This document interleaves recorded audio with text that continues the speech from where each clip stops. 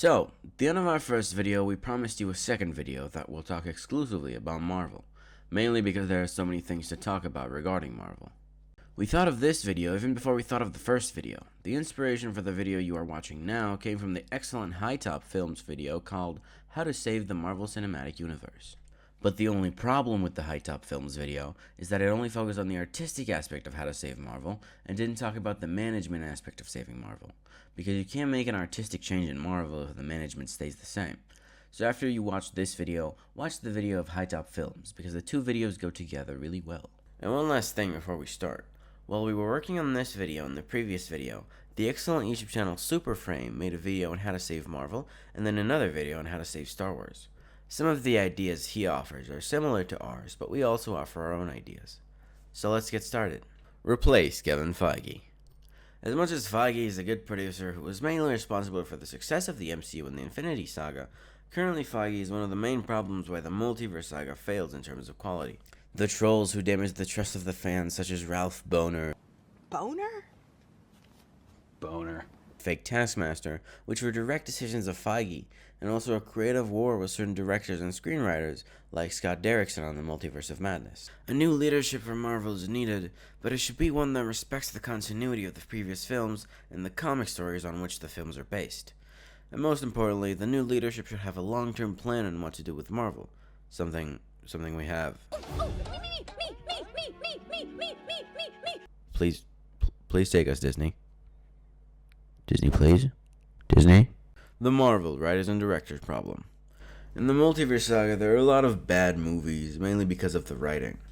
New and inexperienced writers are brought in to work on Marvel projects, and in the end, the problem that arises is that Marvel is not satisfied with the final results, so they rewrite the entire third act and then make reshoots. The problem of writers and directors can be easily solved. You have to give it to directors and writers who have already proven themselves, like John Watts with Spider-Man, the Russo brothers with the Avengers, or Ryan Coogler with Wakanda. And if you do want to bring in a director from the outside, it should be a director with a well-known and extensive record. For example, I would take Matthew Vaughn or David Leitch to make a Thunderbolts movie and Danny Villeneuve to make a Thor movie. Marvel's schedule problem. Marvel just has too much content in too little time. Many movies are just announced and then just quickly made. It's a recipe for disaster. It is better to make Marvel at each phase have between 4 and 6 movies and have one movie come out each year. In addition, each film needs to be in development for at least 24 months. 7 months in writing, 3 months in developing costumes and scenery, another 7 months in shooting the film, another 7 months in post-production with things like editing and effects. All these things will give time and investment to each film to be in its best form. The budget. The budget of Marvel films should only remain between $160 million and $175 million per film. The budget of a crossover film can be around $200 million. The advertising budget should only be around $80 million. How to correct the mistakes of the Multiverse Saga. Marvel has had a lot of really bad content in the Multiverse Saga so far. She-Hulk, Secret Invasion, Quantumania, The Marvels, Echo, etc. The abundance of content in Marvel feels like homework to people, and because most of the content is of low quality, it is also unbearable homework. Kinda like that scene in She-Hulk where I had to watch her twerk with Megan Thee Stallion. Who wrote that in? At this point, some people don't even want to watch the good Marvel movies. There's always a chance that they might have to watch some bad content to fill in the gaps in the story. And here's an idea on how to fix that problem.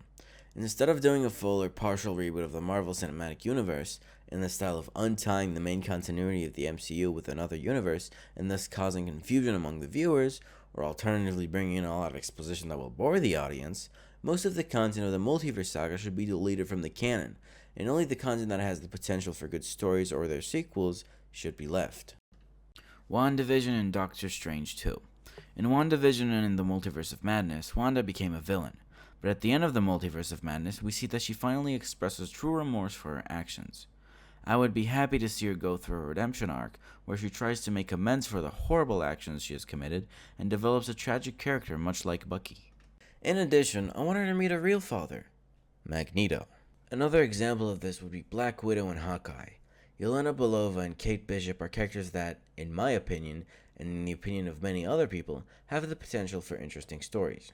For example, Yelena joins the Dark Avengers, but she's not satisfied with joining it.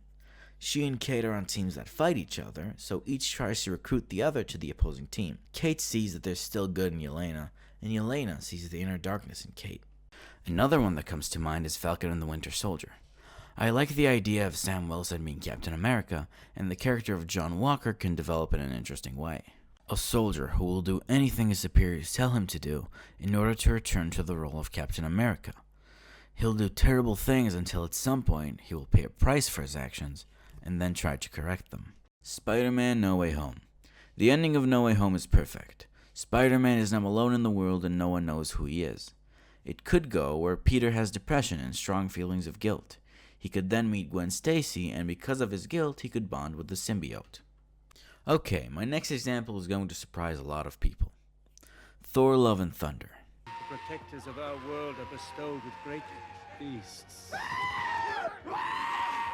Giant goats! Calm down, I agree with you, the movie's bad, very bad even. But the after credits scene has a lot of potential. Thor is going to fight against the Greek gods. This could be Marvel's chance to make a God of War style Thor movie. And that's all for today.